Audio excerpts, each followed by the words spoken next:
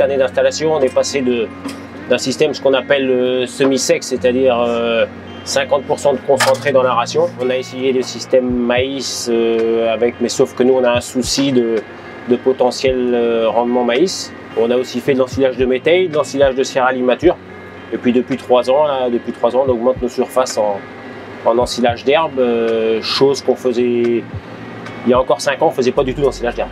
De plus en plus d'éleveurs en bovins utilisent un système dit toute herbe, ou tout du moins le vise. Je rends donc aujourd'hui visite à la famille Tournelle, en plein chantier d'ensilage, afin d'en savoir plus sur les raisons de cette transition. Le but, c'est de réduire le maïs à son strict minimum. Ok. Voilà. C'est une question économique, c'est une question de qualité de nourriture pour les vaches ça serait tenté de dire surtout une question d'auto-approvisionnement intégré à la structure.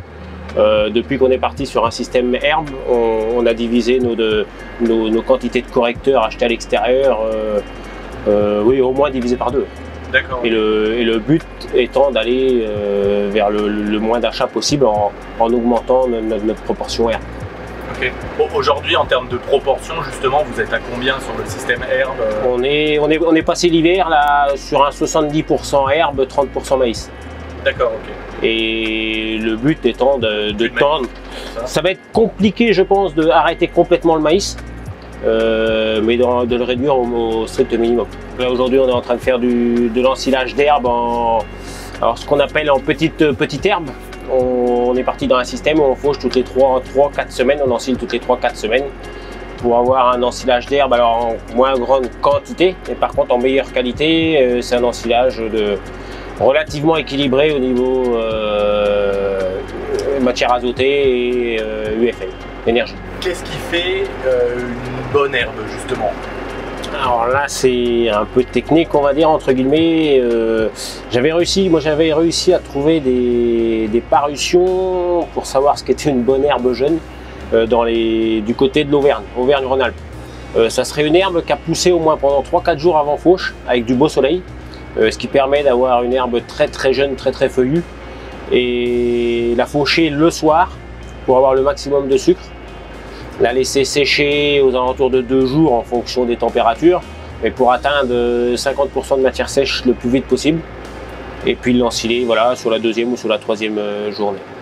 Mais c'est surtout ça, c'est une herbe qui pousse le plus vite possible avant fauche.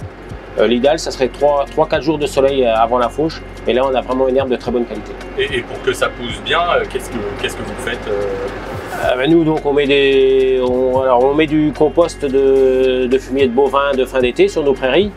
Au printemps, on met des engrais de l'ammonitrate.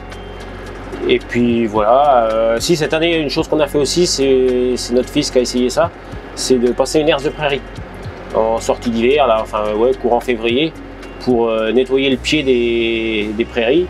Et on a l'impression que ça les a fait encore démarrer plus vite. L'année dernière, on a ensilé, donc en multicoupe, on a ensilé l'équivalent de 160 hectares d'herbe. Alors il y a une parcelle de Raigrod Italie qu'on a ensilé 6 fois dans l'année. Et après, beaucoup de parcelles sont ensilées 3 fois. On fait des couverts aussi, on fait des dérobés avant maïs qui sont ensilés 2 fois. Une fois au 15 mars, une fois au 20-25 avril. Cette année, on a pu le faire encore un peu plus tôt parce que les conditions climatiques ont fait qu'on a pu le faire plus tôt. Mais sinon, ouais, le but, c'est de passer aux alentours des 200 hectares d'ensilage d'herbe cumulé. Alors, quand je dis 200 hectares, c'est 200 hectares à une moyenne parce qu'on parle en tonnes de matière sèche hectare. On est sur du 3 tonnes à chaque ensilage, quoi. Donc, ce qui ferait du 600-700 tonnes de matière sèche apparemment qu'on aurait besoin pour les besoins du troupeau sur l'année. On s'aperçoit qu'on est quand même, on arrive à être quasiment autosuffisant. Okay. Quasiment autonome. Donc pour du local, c'est pas mal.